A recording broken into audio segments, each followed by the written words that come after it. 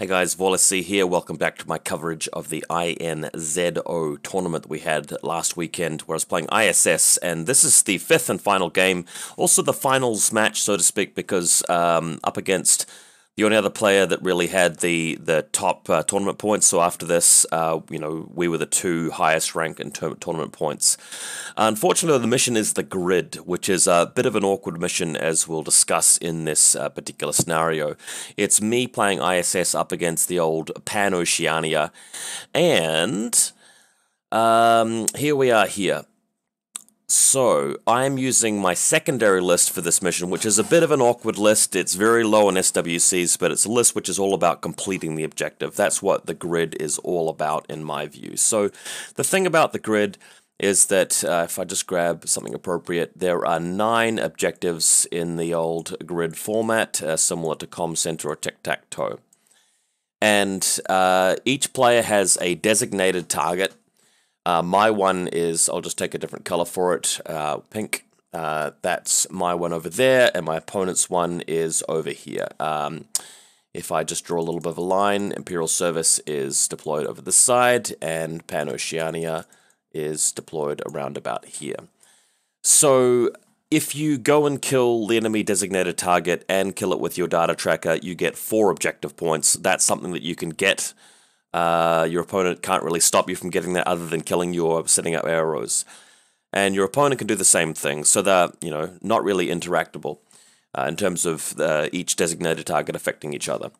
The main big deal, though, is the objectives. Now, you've got to designate them by pressing the button on the objective or forward observing it, because that counts as a button pressing for this mission. So, you move out with your forward observer, you forward observe that one, forward observe that one, and you go over and you forward observe as many as you can, and then you blow them up. So at the end of the game, if you've designated more of the 9 objectives, so 5 out of 9 is fine, that's the majority, and if you've blown up more than half, more than your opponent has blown up, you get bonus points too. So it's 3 objective points for designated more by the end of the game, but also 3 for destroying more by the end of the game. But the real difference, the key difference in the scenario is that once you've designated them and destroyed them, your opponent can't do the same for those particular objectives. So if you are the first to get to that magical number of 5 out of 9, you've got the majority, and it is an automatic victory. So what most people are doing is they're really building lists designed to be able to complete those objectives as soon as possible.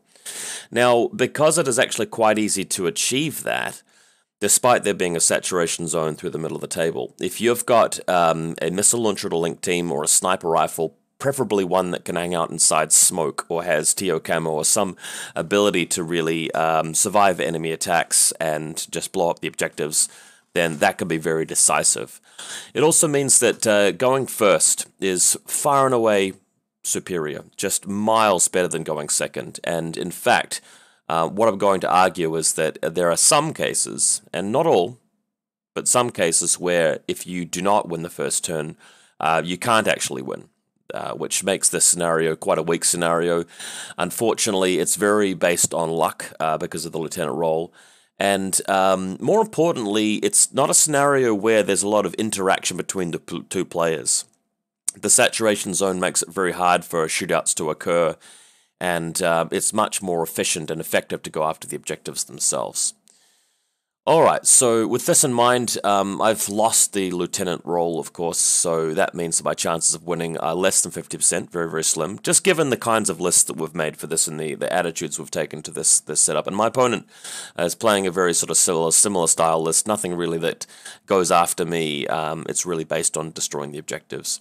I've put a ninja here. Ninja's got the double action close combat weapon, which can destroy an objective, and he can press the button himself, so if I just point out that the ninja is over this side here, next to that one on my, so my deployment zone's here, so this is my right-hand flank there, and it's the second objective up, if you guys can visualize that. Okay, just going to minimize this a little bit.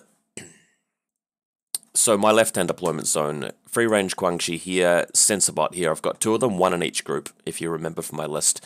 This is a Xian warrior with a multi-rifle, and normally I take the HMG, but the multi-rifle's there because he can split burst in the Haris team and fire 1 double action round at this objective, 1 double action round at this objective, and really ignore the saturation zone. Got a forward observing Zhang because he needs to press the buttons and designate them, and the Haris Zhang. Softy Tech back here, back up with decharges if we really need it, but also good for classifieds and other objectives, other missions. Guangxi there. And on the right-hand side, so this is the battery, the link team here with 1, 2, 3, 4 Guangxi. We've got the free-range guy back here, and the Yud bot here, and another free-range Guangxi, as I'm calling them. Of course, the sensor bot, and I'm going to be bringing in a reserve model, which is going to be a Bao Trooper Sniper, because the Bao can stand inside the smoke grenade, he can shoot at the objectives without being hit back.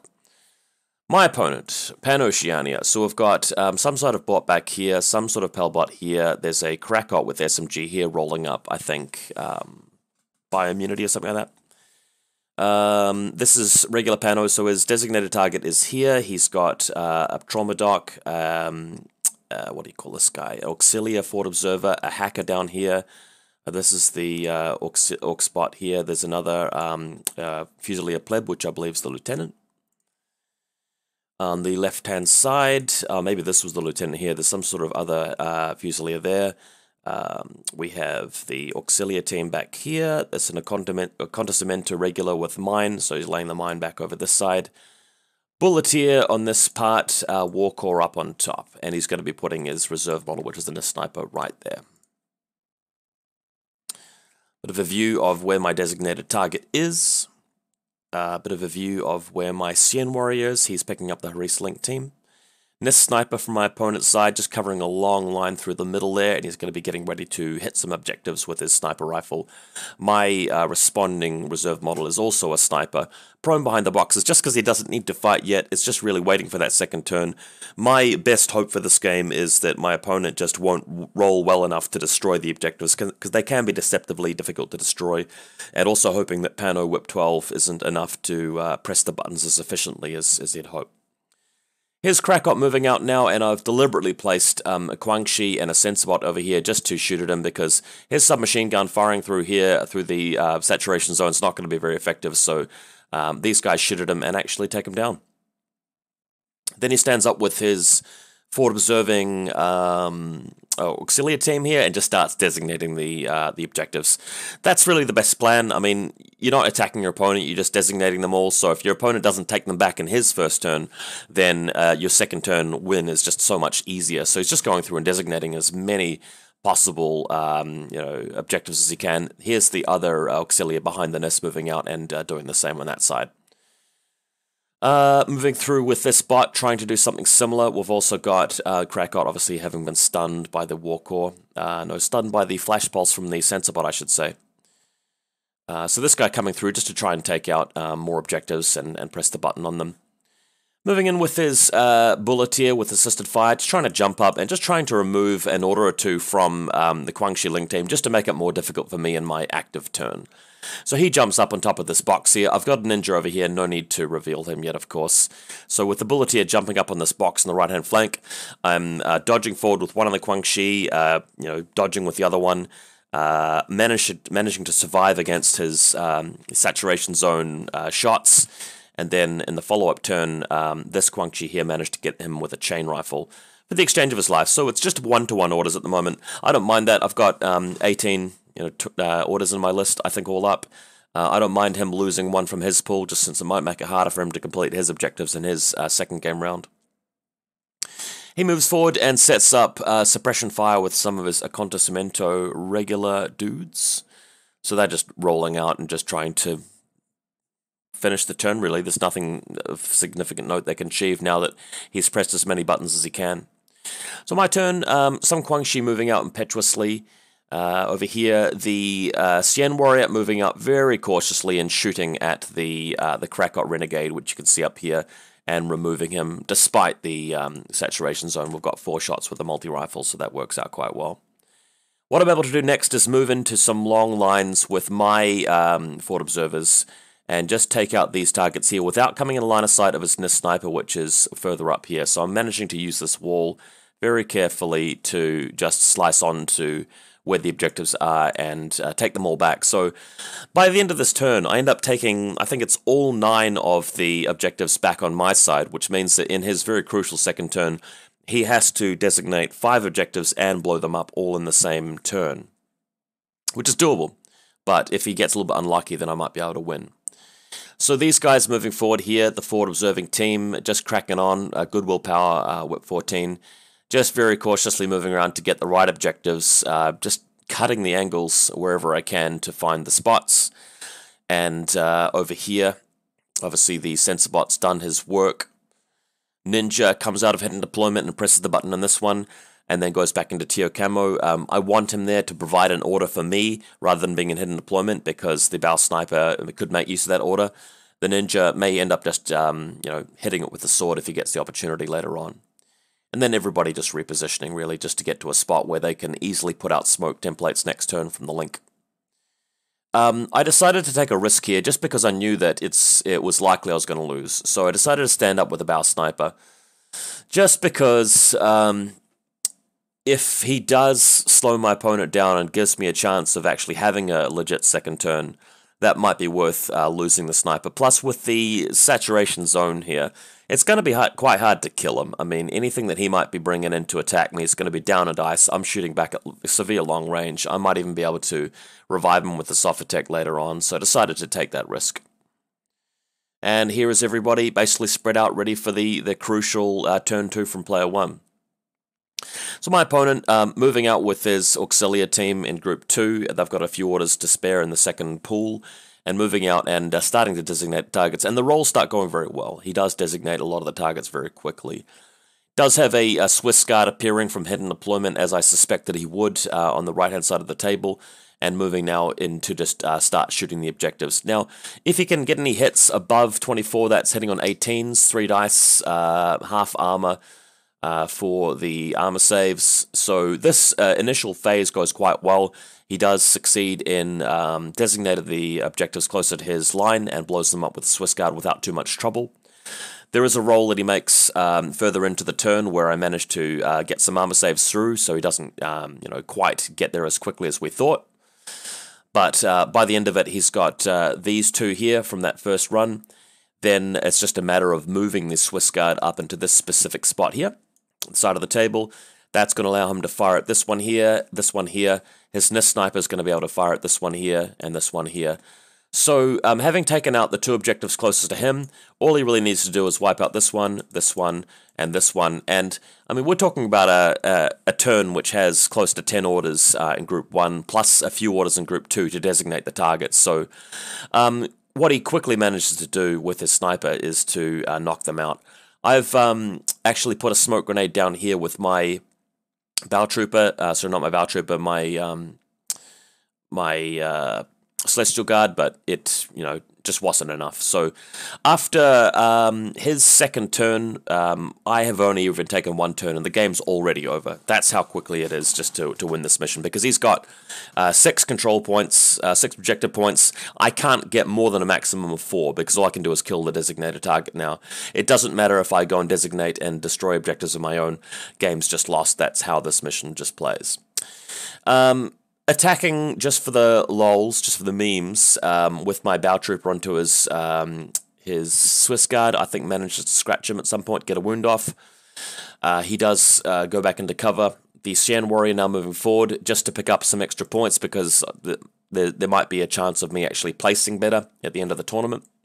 Shan Warrior moves through, destroys the Acosta into a regular, and then wipes out his designated target. He is the data tracker, of course, so that nets me 4 objective points, which could be helpful for tiebreakers later. Then just moving through, mowing down some of the last Fusiliers here, and eventually getting around to a point where I can actually try and shoot at the Swiss Guard.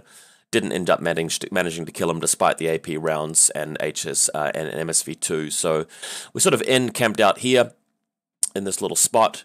He's trying to come through with his bot here as well, just to blind me. What he does in his last turn is, or his final turn, is he moves out with his NIST sniper. Just keeps on moving around until he can get into a position to shoot my designated target with his data tracker, because that's the data tracker there, and nets another 4 points for him. So it's a 10-4 victory to PanO in this case. And to be honest, rest of the game's just not really relevant. I've got a whole another turn to play, but nothing really to play for. So it's a shame that it had to work out that way. I still managed to come second place in the tournament. Obviously, our PanO friend here came first. I think you guys can see from the lists that we took, if the dice roll for first turn had been different, I would have very easily have reversed this. I would have won this game quite handily and come first. But we both knew what we were getting into. Everybody knew that the grid was the mission. We all had time to practice it and build lists for it. I just want to say from a theory standpoint, there are a couple of things you can try to avoid that automatic loss if you don't get first turn. You can build the most aggressive list you possibly can and just rush them, try and get through the saturation zone and assassinate anything they have that has the forward observability or the anti-material trait for their weapons. It's just hard if they've got something like this where it's a Swiss Guard in hidden deployment. Also, if they're hanging out with AROs, which are, missile launchers, again, in hidden deployment, or snipers in TO camo that can shoot you as you're coming through the saturation zone, it's not great. So it's a possibility to do that, but my criticism of that sort of plan is that if that falls apart, your opponent just wins even more easily. If you delay them a little bit, usually your opponent can just counterattack, remove some of your attacking pieces. You've probably spent too much in your list attacking and not enough really on the designation and destruction game for objectives, and you'll really just be prolonging the inevitable. Another way that you could potentially do it is just set up so many annoying AROs that their job of actually designating objectives and destroying them is too difficult. If you've got infiltrating troopers with mines or infiltrating snipers, like infiltrating TO snipers, maybe you can catch them off guard. Or if it's an open table where you've just got tags or Yanwo type pieces which have the right sightlines and they have to deal with them, that's problematic. But as you can see here, I mean, the list that I've written easily counters that because I just put smoke grenades down, Bow Sniper moves in, Sen Warrior moves in, they destroy all the objectives, no worries at all. And it's possible to get angles onto the objectives with your forward observers without coming into lines of sight of their arrows. Quite easy to do, actually. So I think this mission's actually pretty terrible. But I do want to concede that there are other ways of doing it other than just going directly for trying to get first turn and winning before your opponent does. The terribleness of this mission is mitigated a little bit by the fact that the objectives can be deceptively difficult to destroy. My opponent did get a little bit lucky to destroy them as easily, but he was likely to. Yeah, so that ends the tournament, ends the coverage. I went basically 3 games, 3 wins, 2 losses, and still came second. I want to say that when I came into this tournament, I was hoping to win all of the games except the grid.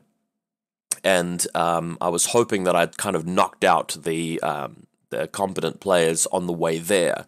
So I think coming second in this weekend's tournament rather than first was more a result of my game 2 than my game 5.